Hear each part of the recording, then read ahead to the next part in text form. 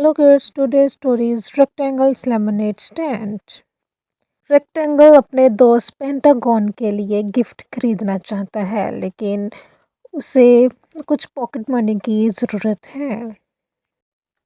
मैं बाहर lemon stand लगाऊंगा, वो कहता है। Please like share and subscribe if you like this video. वो अपने बाग के दरख्तों से नींबू उतारता है और एक एक करके निचोड़ता है। अब वो कुछ शुगर ऐड करता है लेकिन गली में ज़्यादा रश नहीं, ट्रायंगल को ज़्यादा कस्टमर नहीं मिल रहे। मैं आपकी मदद करूँगा, पेंटागन कहता है।